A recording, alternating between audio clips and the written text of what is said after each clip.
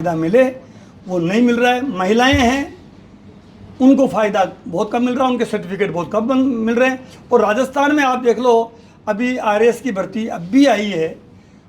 मेरी जानकारी के मुताबिक मैंने जो आंकड़े प्राप्त किए हैं 142 वो इसमें ईडब्ल्यूएस में सेलेक्ट हुए आरएएस 142।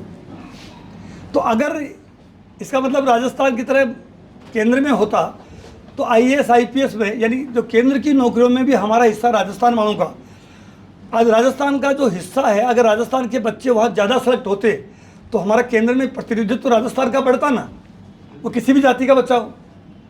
तो एक तर्क संगत मांग है। अच्छा, किसी पार्टी की बात भी नहीं है। जब गुजरात में कर दिया तो गुजरात में तो बीजेपी की सरकार है, कोई ये भी तर्क नहीं दे सकता कि साहब ये तो और फिर जब राजस्थान में दे दिया, गुजरात में दे दिया, आंध्रा में दे दिया, तो ये अलग अलग राज्यों दे रहे हैं। केंद्र एक जब आपने दे ही दिया 10%, तो ये तो क्या है इनका। अब दूसरा मेरा आर्गूमेंट है कि 5 एकड़ ज़मीन वो जो कह रहे हैं, जब आपने 8 लाख इनकम कर दी, भारत सरकार का ही नीति आयोग की रिपोर्ट है, नीति आयोग की एक भारत सरकार की कमेटी है, डलवाई कमेटी, वो कह रही है 5 एकड़ ज़मीन में 2 लाख से ज़्यादा इनकम नहीं होती है। भारत सरकार की कमेटी कह रही है जब 2 लाख की एक सालाना इनकम होगी 5 एकड़ में, तो फिर जब 8 लाख की इतनी है तो फिर 5 एकड़ की क्यों लगाई आपने। 200 गज का गांव में प्लॉट के लिए, अब आप गांव में भाई भाई रह रहे हैं, परिवार एक तरह से सामूहिक रह रहा है, संयुक्त परिवार रह रहे हैं, आपके इस चक्कर में लोग अलग अलग परिवार में विभाजन होगा।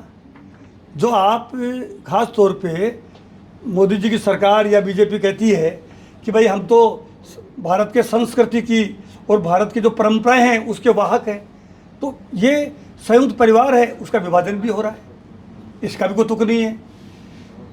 तो कुल मिला के ये जो शर्तें लगी है वो शर्तें, अच्छा हम कुछ नहीं कह रहे हैं, हम सब कह रहे हैं प्रधानमंत्री जी से, हम सारे बीजेपी के नेताओं से। अच्छा, एक और जानकारी दे दूँ आपको, 100 विधायकों ने इसके पक्ष में लिख दिया है, बीजेपी कांग्रेस के सब मिला के, निर्दलीय सब दलों के लोग, और सारे दलों के लोग इस बात पर सहमत हैं कि ये राजस्थान का जो मॉडल है वो आदर्श मॉडल है, वो पूरे देश में लागू होना चाहिए। ज्ञापन दे चुके हैं, सारे प्रयास कर चुके हैं, लेकिन अभी तक प्रधानमंत्री जी की, अब हम तो ये कह सकते हैं उनको, हमारे पास जो सूचना है कि प्रधानमंत्री जी तक ये बात अच्छे से कम्युनिकेट की है, ये भी हमको बताया गया है, और मानते भी हैं कि यार ये बात तो सही है। लेकिन अभी तक असर यह है कि आज 2019 से 2026 हो गए हैं, यानी 7 साल में अभी तक केंद्र में ईडब्ल्यूएस जस का तस बना हुआ है। तो हम आपके माध्यम से मांग कर रहे हैं कि तत्काल प्रभाव से इस ईडब्ल्यूएस को, इस आर्थिक पिछड़े आरक्षण की शर्तें जो हैं 8 लाख इनकम के अलावा जो शर्तें जैसा राजस्थान में है वो लागू कर दी जाएं, ताकि आम जो लोग हैं, युवा हैं, महिला हैं, ग्रामीण लोग हैं, उन लोगों को, या किसान लोग हैं। अच्छा, इसमें एक बात और बता दूं, इसमें कोई सब धर्मों के लोग भी हैं।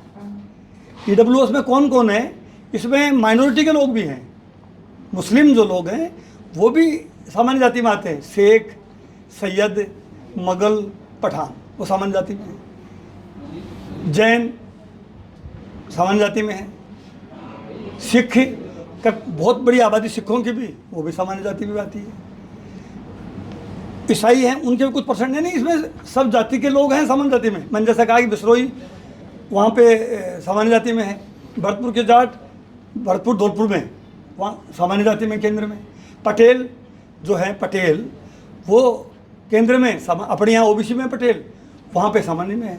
वैष्णव अपने यहाँ ओबीसी में है, केंद्र में वैष्णव सामान्य में।